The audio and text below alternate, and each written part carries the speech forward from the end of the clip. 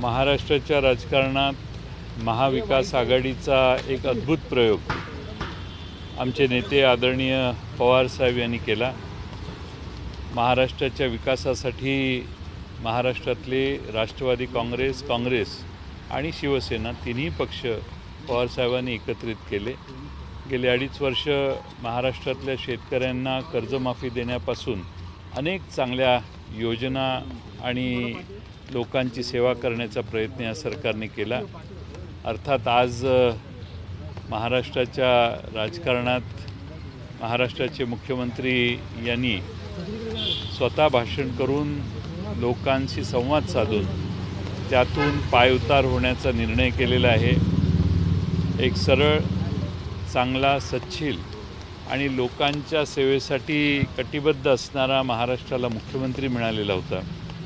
त्यांनी त्यांचं शेवटचं भाषण मुख्यमंत्री म्हणून केलेलं करताना त्यांनी सर्वांचेच आभार मानले। आज मंत्रिमंडळात देखील त्यांनी सर्वांचेच आभार मानले आणि पुन्हा आपण येणाऱ्या काळात सर्वांना बरोबर घेऊन काम करू ही भूमिका देखील व्यक्त केली। महाराष्ट्रात गेल्या 2.5 वर्ष आदरणीय पवारसाहेबांनी उद्धव ठाकरे जे बाळासाहेब ठाकरेंची चिरंजीव आहेत त्यांना पाठिंबा देण्याची भूमिका स्वीकारली आणि महाराष्ट्रात शाहू फुले आंबेडकरांच्या विचाराचं सरकार राहिलं पाहिजे, टिकलं पाहिजे हा प्रयत्न केला। राष्ट्रवादीची संख्या कमी होती, काँग्रेसची संख्या कमी होती। भारतीय जनता पक्षाच्या विरोधात शिवसेना देखील आमच्याबरोबर यायचा त्यांनी निर्णय केला आणि महाराष्ट्रात संख्येची बेरीज झाली आणि हे सरकार अतिशय चांगलं चाललं।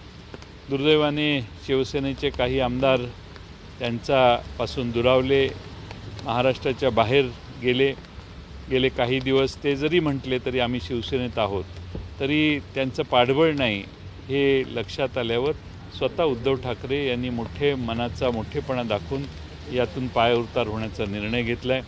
एक चांगलं सरकार, महाराष्ट्राच्या मनातलं, महाराष्ट्राच्या हिताचा विचार करणारं, स्वच्छ आणि गोरगरिबांच्यासाठी करोनाच्या काळात जे उद्धव ठाकरे सरकारने काम केलं, जे देशात एक सर्वात मोठा आदर्श त्यांनी निर्माण केला। करोनासारखं संकट आलेलं असताना किती उत्तम काम करू शकतो एक मुख्यमंत्री आणि एक प्रशासन, याचा एक आदर्श महाराष्ट्राचा भारतासमोर त्यांनी ठेवला।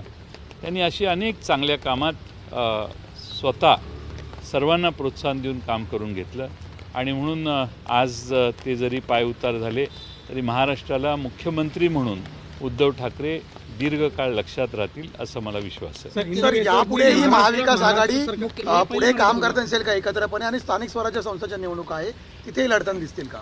उद्धव ठाकरे आणि शिवसेना यांना मुख्यमंत्री पदावर बसवल्यापासून शेवटपर्यंत ते मुख्यमंत्री असेपर्यंत आदरणीय शरद पवारसाहेब, राष्ट्रवादी काँग्रेस यांनी मोठी साथ दिलेली आहे।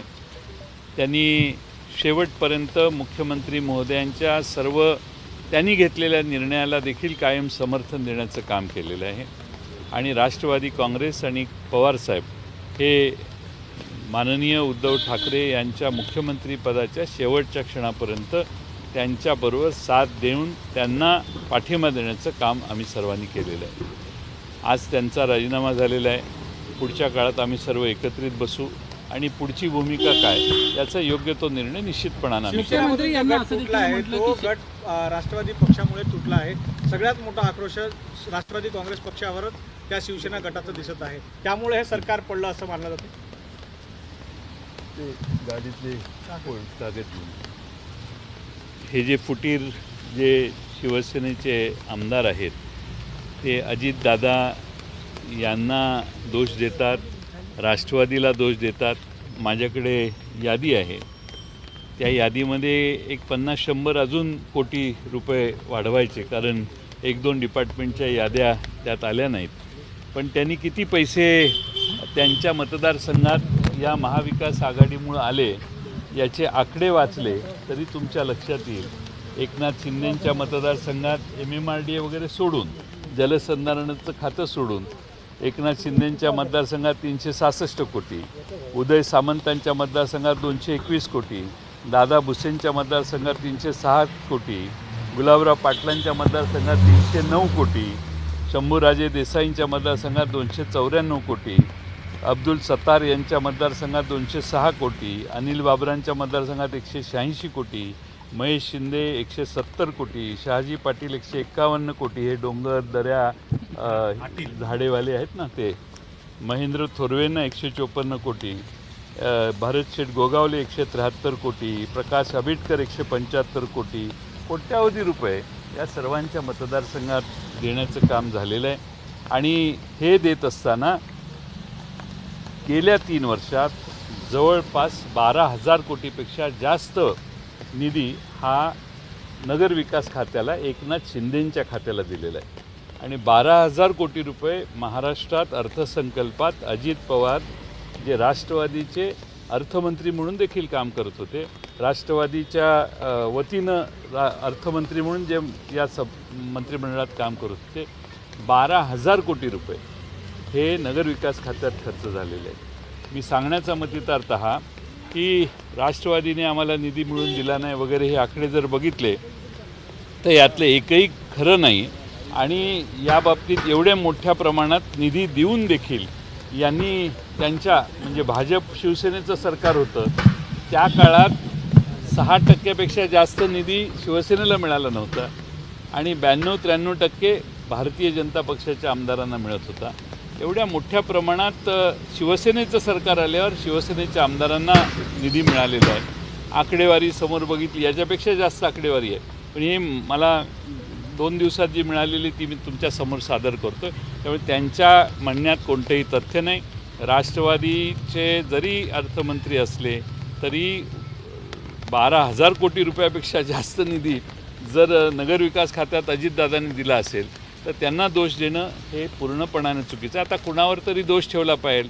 जायचंच असेल तर रडीचा डाव खेळायचाच असेल तर कुणाला तरी दोष दिला पाहिजे. म्हणून राष्ट्रवादीला दोष देण्याचं काम हे जाणीवपूर्वक करणं आम्ही पाहतोय. तो शब्द पुन्हा येईनचा शब्द आज पूर्ण होताना पाहायला मिळत आहे. त्यांनी म्हटलं होतं की पुन्हा येईन. आज ती वेळ आली पुन्हा येण्याची. आता त्याच्यावर सभागृहातच बोलू आपण. ते त्यांचे पुन्हा येईन आणि कशा पद्धतीने येईल याचं वर्णन आम्ही करू योग्य वेळी सभागृहात. मुख्यमंत्री असं म्हणाले की ज्यांचा विरोध आयुष्यभर आम्ही केला त्यांना आम्हाला शेवटपर्यंत साथ दिली आणि ज्यांना आम्ही जे आमच्यासोबत होते त्यांना मात्र आमच्यासोबत गद्दारी केली. बरोबर आहे. शिवसेनेच्या त्यांना अतिशय दुःख झालेलं आहे की आपल्याच आमदारांनी आपल्याला सोडलं आणि छोटी कारणं सांगून लांब जाऊन राहिले. आणि हा देशभर महाराष्ट्राचा जो खेळ झाला, महाराष्ट्राकडे बघण्याची दृष्टी लोकांची भारतातल्या बदलली. शेवटी सरकार येतात आणि जातात, पण सरकार घालवण्याच्या पद्धती ज्या आहेत, ज्या पद्धतीनं वापरल्या गेल्या ती पद्धत बघितली तर महाराष्ट्राला ही काही फार भूषणावं नाही आहे. पण ठीक आहे, आता शेवटी संख्येलाच महत्त्व असलं तर आपण तरी काय करणार. सर हिंदी में उद्धव ठाकरे प्रश्न सर, अशा प्रकारे जर आमदार पक्ष सोडून जात असेल तर मग पक्षश्रेष्ठी जे आहे ते एक सर्वसामान्य माणूस म्हणून या ठिकाणी जर बघितलं अविश्वास अशा प्रकारे होत असेल आणि असा पक्ष तुटत असेल तर ही एक मोठी वाईट घटना मानता येईल का? कारण असे जे विश्वासू माणसं असतात ते पक्ष सोडून जातात, पक्ष तोडतात.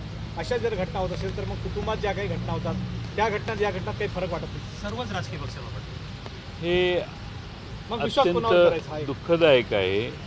पहिल्यांदा तिकीटं द्यायची, पक्षाच्या चिन्हावर लोकांना निवडून आणायचं, त्यांनीच राज्यसभेला विधान परिषदेला मतदान करताना त्यांनाच परत विनंत्या करायला लागणं की आपल्या पक्षाचा हा उमेदवार आहे याला मतदान करा.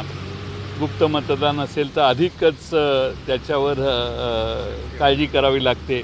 हे आपलीच लोक जर आपल्याशी असं वागायला लागली तर लोकशाहीत तत्वाला आणि लोकशाहीमध्ये काही प्रिन्सिपल्सना काही अर्थ नाही असा निष्कर्ष लोक आज काढतील.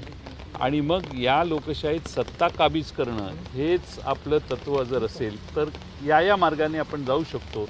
हा शिवसेनेतनं बाहेर पडलेल्या सगळ्यांनी आदर्श घालून दिलेला आहे असं दिसतंय.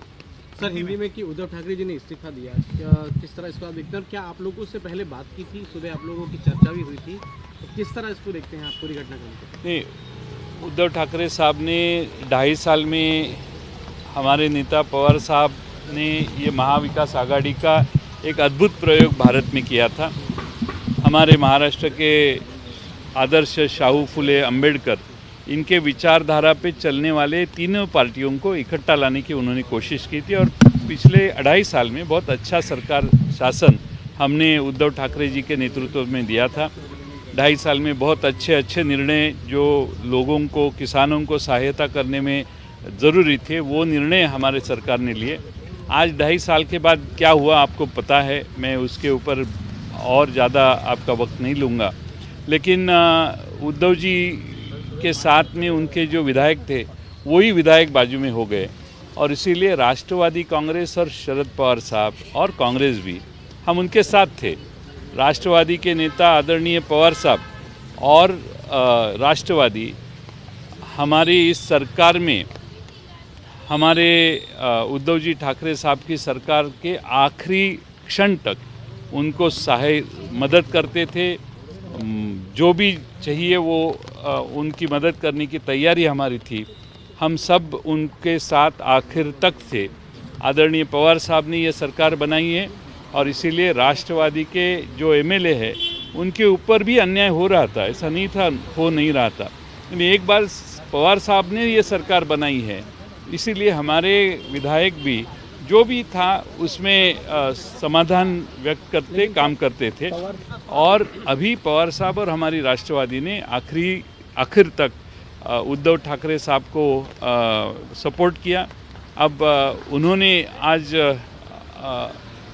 जो कोर्ट का फैसला आया उसके बाद में उन्होंने ये निर्णय लिया और उन्होंने इस्तीफ़ा भेज दिया और उन्होंने अपना मनोगत भी फेसबुक के माध्यम से आपके सबके सामने रखा। लेकिन क्या आप लोगों को लूप में लिया था? क्या आप लोगों को जानकारी थी कि वो इस्तीफा देंगे फेसबुक लाइव के दौरान ही है और आप लोगों से पवार साहब से बात की थी कि सरकार तो उन्हीं ने नहीं, ऐसी कोई चर्चा हुई थी ये मालूम नहीं था। हमने भी फेसबुक पे ही देखा कि उन्होंने इस्तीफ़ा दिया है। क्या आप लोगों को भी अभी इस्तीफा दे दिया है? आप लोगों ने भी अपना टेंडर, आप लोगों ने भी उसके बाद ही मालूम पड़ा आप लोगों को फेसबुक लाइव के दौरान ही की? हमने वो थोड़ा सा शाम को जब मंत्रालय में हमारी कैबिनेट मीटिंग हुई तभी उन्होंने हमारे सबके आभार व्यक्त किए।